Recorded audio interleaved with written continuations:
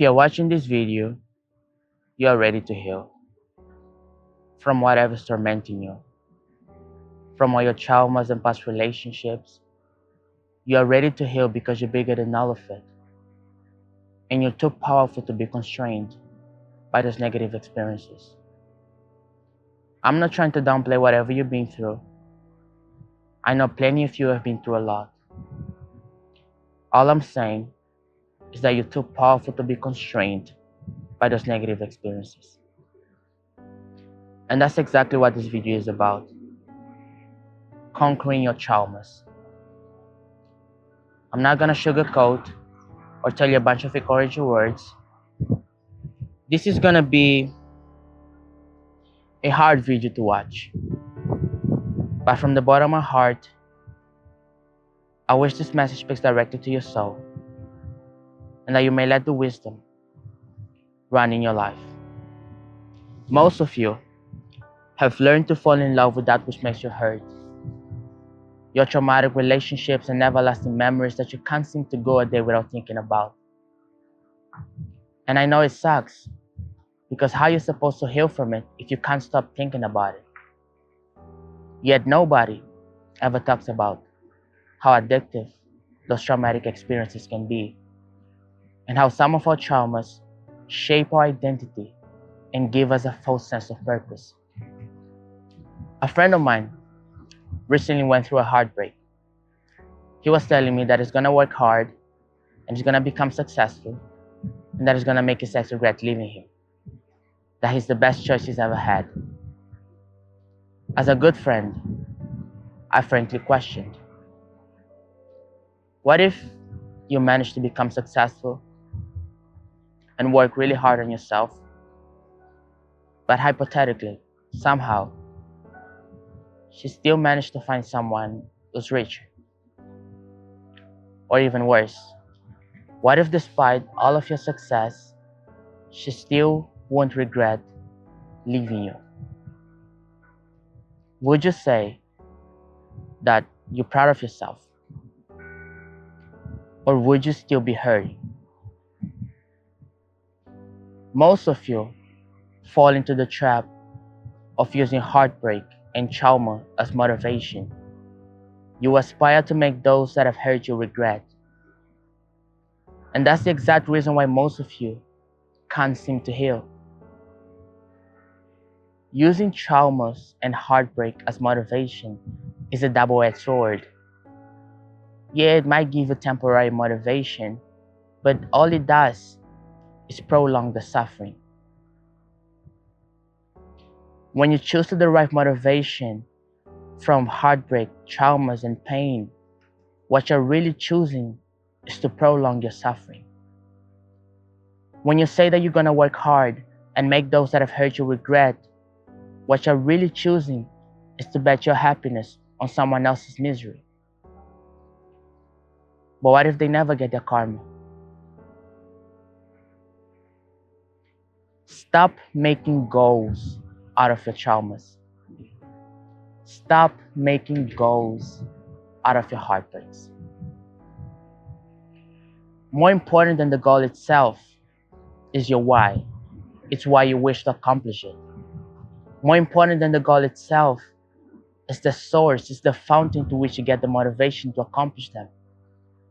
And you all know that no matter how much you try to clean the river, if the source, if the fountain is contaminated, the river will always be contaminated.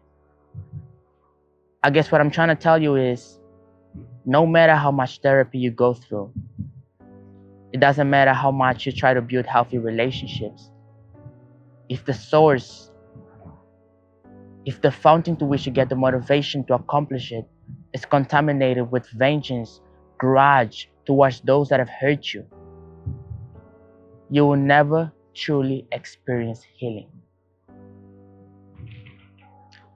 Seneca once said, "The wise man accepts his pain, endures it, but does not add to it." Aren't you adding more pain to yourself by choosing to derive motivation from your traumas? Aren't you adding more pain to yourself by choosing to hold on to those experiences instead of healing? Unlike most gurus, I don't want to teach you how to use trauma and pain as motivation. I want you to liberate yourself from it, to detach from everything that is making you hurt. And part of that is understanding that the pain is yours to bear. The pain is yours to bear. And what you really need to do is learn to accept and forgive. For all of you who are ready to heal, I cannot stress this enough. You've got to learn to accept and forgive. Accept whatever has been done to you. Stop trying to understand it. Stop trying to reason it.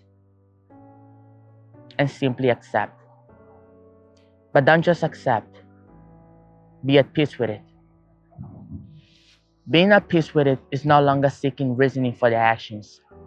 It's no longer battling with yourself, questioning if you are the problem. Being at peace with it is understanding that wrong has been done to you, but choosing not to derive motivation nor revenge for it. Instead, to focus on healing, because the pleasure and happiness derived from healing is far greater than that from vengeance, is far greater than that from holding on to it. Be at peace with it and forgive them. Forgiving isn't just an act of kindness towards them, but it's also an act of kindness towards yourself. For you're not only forgiving them for having caused you pain, but you're forgiving yourself for giving them the power to hurt you. You're forgiving yourself for being so gullible and naive to believe in their lies. And I know it's hard because the ego won't let you forgive them. The ego is powerful. But I have something here on my phone I really want to read to you. It says like this: when you can look at the person that has hurt you and not feel happy nor sad, if you can forgive when wronged and betrayed and let go of the burdens that have weighed, if you can dream of a future bright and clear and not let past wounds fill you with fear, if you can embrace both joy and pain and see them as lessons, not in vain, if you can forgive when anger runs high and walk with humility, never concede, yours is the journey, the healing embrace, and which is more, you will find peace. Be at peace with it. Holding on to grudge is a very dangerous thing, for it corrupts your energy. It corrupts your identity. You become a bitter person. Be at peace with it. Being at peace with it is no longer seeking reasoning for the actions. It's no longer battling with yourself, questioning if you are the problem. Being at peace with it is accepting that wrong has been done to you, but choosing not to derive motivation nor revenge for it or hold on to it. Instead, to focus on healing. The happiness derived from healing is far greater than that from vengeance. It's far greater than that from paying back. Learn to accept and forgive them. Forgive them for you. For we can only heal once we have forgiven them. And now after you have accepted whatever has happened to you and you are ready to heal, you'll need to get rid of the victim mentality. If you have gone through traumatic experiences, it most definitely had negative effects on you. It might have altered the way you see yourself, the way you see the world and everything around you. You might have begun to have excessive negative thoughts, and these thoughts may have persisted for so long that they created a new identity. And after a while, you found yourself saying, that's who I am. I'm just like that. No, you're not. You're not unlovable. You're not worthy. You're simply a victim.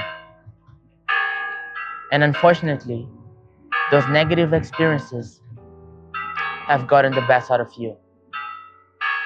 You were betrayed, lied to, and manipulated. Now your mind has tricked you into believing that that's who you are. You subconsciously act in ways to validate these beliefs, and you might do it thinking that you have learned from your mistakes so that you have become aware of who you are. But in reality, you are choosing to be a victim. You can either be a victim or a survivor. A victim is someone that has gone through traumatic experiences and has allowed the suffering to dictate their way of life. A survivor is someone that has gone through traumatic experiences as well, but is happy to make it through and is ready to let go of it and is ready to go at it again, to not hold on to it. Don't be a victim. Be a survivor. Learn from your traumatic experiences, but don't hold on to it. Don't hold on to it. If you can embrace your worth and dignity and not let bitterness cloud your mind, if you can open your heart to love again without fear of repeating the past, yours is the peace and the strength of healing. I wish you a bon voyage on your path to healing. I wish you a bon voyage. Let go of it, accept it, forgive them, and be a survivor.